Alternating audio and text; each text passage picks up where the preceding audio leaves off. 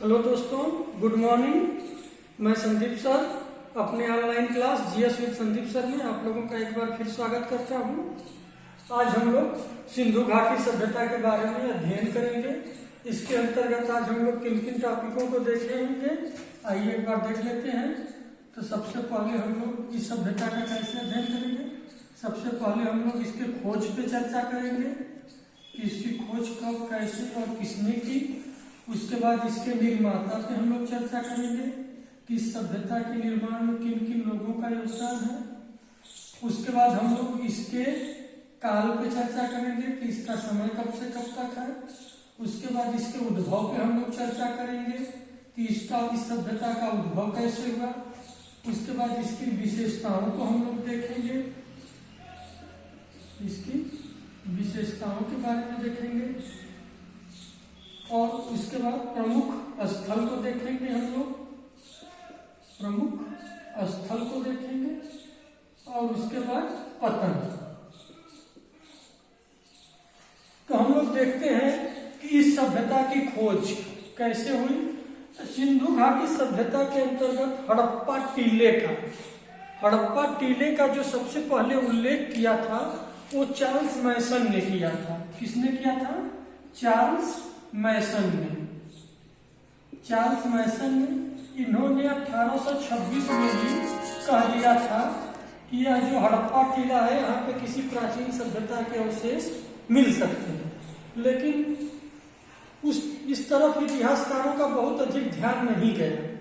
उसके बाद हम लोग देखते हैं कि इसी क्रम में आगे जब 1856 में रेलवे लाइन बिछाई जा रही थी, कहां से कहां तक? कराची से लाहौर तक। कराची से लाहौर तक रेलवे लाइन बिछाई जा रही थी। तो इस रेलवे लाइन के दो इंजीनियर थे, बर्टन बंधु, जिसमें कौन कौन थे? एक थे जेम्स बर्टन और दूसरा विलियम बर्टन। तो हम लोग देखते हैं कि जेम्स बर्टन और विलियम बर्टन, इन लोगों को इस रेलवे ट्रैक में ईंटों की जरूरत पड़ी। तो वो लोग क्या किए कि पास के टीले से, जो आज हम लोग कहते हैं ना कि ये खंडगृह है, खंडहर है, जो बहुत पुराना है, तो ऐसा ही खंडहर था। तो ये लोग क्या किए कि उसकी ईंटों को चुरा लिए, वहां से ईंटें उखाड़ कर इस रेलवे लाइन में यूज कर लिए। लेकिन उखाड़ते समय उन लोगों को यह एहसास हुआ कि यहाँ पे किसी प्राचीन सभ्यता के अवशेष हम लोगों को मिल सकते हैं। उसके बाद हम लोग देखते हैं कि अलेक्जेंडर कनिंघम, कौन? ये भारतीय पुरातत्व विभाग के सर्वेयर थे, अलेक्जेंडर कनिंघम। इन्होंने 1853 से 56 के बीच यहाँ पे कई दौरे किए और ये बताया कि यहाँ पे किसी प्राचीन सभ्यता के अवशेष हो सकते हैं। इसी क्रम में आगे 1921 में, कब? 1921 में सर जॉन मार्शल के नेतृत्व में, किसके नेतृत्व में? सर जॉन मार्शल के नेतृत्व में दो लोग, कौन कौन? दयाराम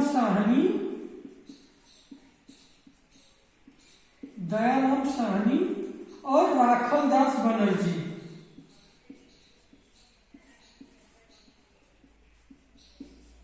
इन लोगों ने 1921 में हड़प्पा का उत्खनन करवाया।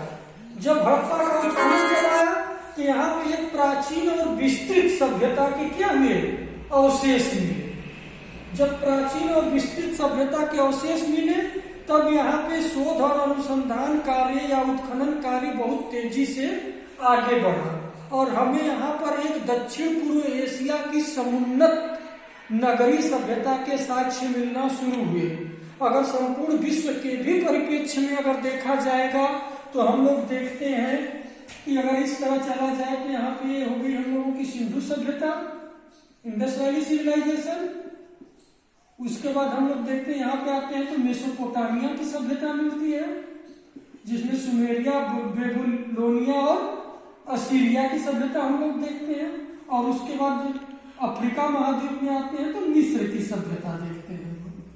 तो हम लोग देखते हैं कि यही तीन मुख्य सभ्यताएं के अवशेष मिलते हैं, जिसमें हम लोग देखते हैं कि हम लोगों की जो सिंधु सभ्यता है ये पूरी तरह से नगरी सभ्यता थी। अब हम लोग देखते हैं इसके निर्माता के बारे में कि इसके निर्माण में किन किन लोगों का योगदान था।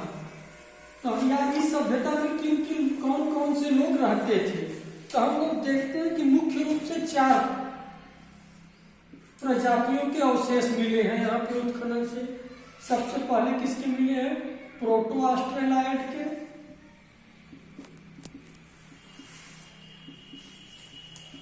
उसके बाद भूमध्य सागरी,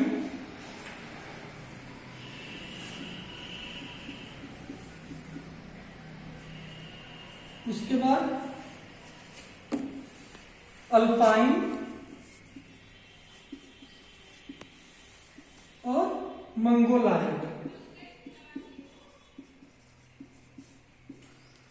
कभी कभी इनसे एग्जाम में क्वेश्चन पूछ दिए जाते हैं कि यहाँ से किस प्रजाति के अवशेष नहीं मिले हैं, तो याद रखिएगा आप लोग निग्रिटो प्रजाति के अवशेष नहीं मिले हैं। तो हम लोग देखते हैं कि इसके निर्माण में मुख्य रूप से 4 प्रजातियों के लोगों के अवशेष मिले हैं, प्रोटो ऑस्ट्रेलाइड, भूमध्य सागरी, अल्पाइन और मंगोलायड, जिसमें सबसे अधिक किसके अवशेष मिले हैं?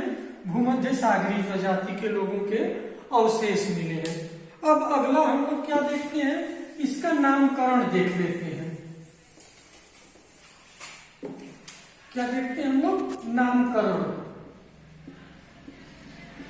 नामकरण तो हम लोग देखते हैं कि सबसे पहले इस सभ्यता के कई नाम हैं। कौन कौन से? सबसे पहला नाम हम लोग क्या देखें? सिंधु घाटी सभ्यता,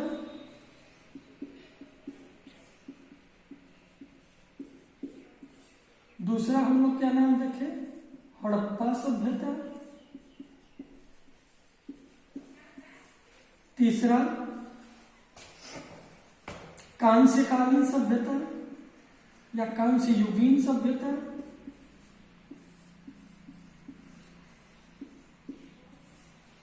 चौथा आद्य ऐतिहासिक सभ्यता,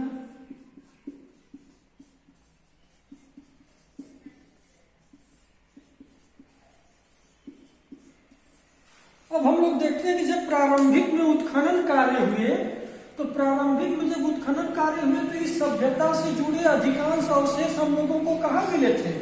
सिंधु और उसकी सहायक नदियों वाले क्षेत्र में ही मिले थे। तो ऐसा लगा कि इसकी मुख्य नदी क्या है? सिंधु है, और इसी के आसपास इस सभ्यता का क्या हुआ था? विस्तार हुआ था। इसलिए आरंभिक पुरातत्ववेत्ताओं द्वारा इस सभ्यता का नाम क्या रख दिया गया? सिंधु घाटी सभ्यता रख दिया गया। लेकिन आगे चलकर जब व्यापक पैमाने पर उत्खनन कार्य यहाँ पर करवाया गया तब पता चला कि इस सभ्यता के जो है स्थल सिर्फ सिंधु और उसकी सहायक नदियों के आसपास ही नहीं है, बल्कि अन्य क्षेत्रों में भी विस्तृत है। इसलिए पूरी तरह से ये नाम उचित प्रतीत नहीं होता था। तब उन्होंने क्या किया कि इस सभ्यता का क्या नामकरण किया? हड़प्पा सभ्यता किया। हड़प्पा सभ्यता क्यों किया गया? क्योंकि किसी भी सभ्यता का नाम उसके प्रथम उत्खनित स्थल के आधार पर भी रखा जा सकता है।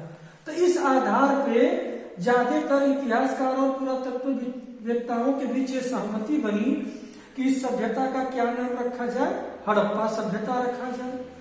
कांस्य युगीन सभ्यता इसे क्यों कहा जाता है? क्योंकि सबसे पहली बार कांसे का प्रयोग हमें इसी काल में देखने को मिलता है, इसलिए इसे कांस्य युगीन सभ्यता भी कहते हैं। आद्य ऐतिहासिक सभ्यता क्यों कहा जाता है? क्यों? देखिए, किसी भी काल का इतिहास जानने का 2 साधन होता है, एक साहित्यिक और दूसरा पुरातात्विक। साहित्यिक में हम लोग देखते हैं मुख्य रूप से लिपि, और लिपि भी हो तो उसको पढ़ी जा सकती हो। तो इस सभ्यता में हम लोग देखते हैं कि पुरातात्विक अवशेष तो बहुत अधिक मात्रा में मिले हैं, लिपि भी मिली है, लेकिन यहाँ इस सभ्यता की लिपि आज तक किसी भी विद्वान द्वारा पढ़ी नहीं जा सकी है। इसलिए इसे क्या कहा जाता है? आद्य ऐतिहासिक काल कहा जाता है। आद्य ऐतिहासिक काल या आद्य ऐतिहासिक काल ऐसी सभ्यता को कहा जाता है जहाँ पे पुरातात्विक और साहित्यिक साक्ष्य दोनों मिले हों, लेकिन उसका इतिहास लेखन सिर्फ पुरातात्विक साक्ष्यों के आधार पर किया गया हो और वहाँ के जो लिपि अभी तक पढ़ी न गई हो। अब हम लोग देखते हैं इसका काल, समय। तो इसके अंतर्गत भी विभिन्न विद्वानों ने अपने अलग अलग विचार दिए हैं और अलग अलग समय बताए हैं। जो सर्वमान्य विचार है वो हम लोग देखते हैं कार्बन डेटिंग, जिसके अंतर्गत हम लोग जीवाश्मों के आधार पे उसके समय का क्या करते हैं, पता लगाते हैं। तो हम लोग देखते हैं कि सब जो कार्बन डेटिंग है C40, इसके अंतर्गत इसका जो समय बताया गया है वो कब से कब तक बताया गया है, 2300 ईस्वी पूर्व से 1750 ईस्वी पूर्व तक। यही सबसे अधिक सर्वमान्य है, इसी को आप लोग याद कर लीजिएगा। और एक भारतीय पुरातत्ववेत्ता या इतिहासकार D.P. अग्रवाल है। कौन? D.P. अग्रवाल। उन्होंने इसका समर्थन भी किया है और D.P. अग्रवाल महोदय ने इस सभ्यता का जो काल निर्धारण किया है वो कब से कब तक किया है, 2350 से 1750 ईस्वी पूर्व तक किया है। इसके बाद हम लोग देखते हैं जॉन मार्शल महोदय, जिनके नेतृत्व में आप लोग देखे कि दयाराम साहनी और राखलदास बनर्जी ने हड़प्पा का उत्खनन करवाया था। जॉन मार्शल महोदय के अनुसार इस सभ्यता का जो समय है वो 3250 ईस्वी पूर्व से 2750 ईस्वी पूर्व तक है। इसके बाद हम लोग देखते हैं मार्टिमर व्हीलर। मार्टिमर व्हीलर इन्होंने कब से कब तक बताया है, तो मार्टिमर व्हीलर ने 2500 से 1500 ईस्वी पूर्व तक बताया है। 2500 ईस्वी पूर्व से 1500 ईस्वी पूर्व तक इस सभ्यता का काल निर्धारण किया है। आगे हम लोग देखते हैं कि 1500 ईस्वी पूर्व से वैदिक काल का भी आरंभ हो जाता है। उसके बाद इसी तरह बहुत सारे विद्वानों ने अलग अलग काल निर्धारण किया है, जिसमें सबसे अधिक मान्य आप लोग यही याद रखिएगा कि कार्बन डेटिंग के अनुसार सिंधु घाटी सभ्यता कितनी पुरानी है, तो 2300 ईस्वी पूर्व से 1750 ईस्वी पूर्व प्राचीन है। आज के लिए बस इतना ही। इसकी आगे की जानकारी हम लोग अगली क्लास में अध्ययन करेंगे। अगर ये जानकारी आप लोगों को पसंद आई हो तो इसे ज्यादा से ज्यादा लाइक और शेयर करिए। Thank you. धन्यवाद।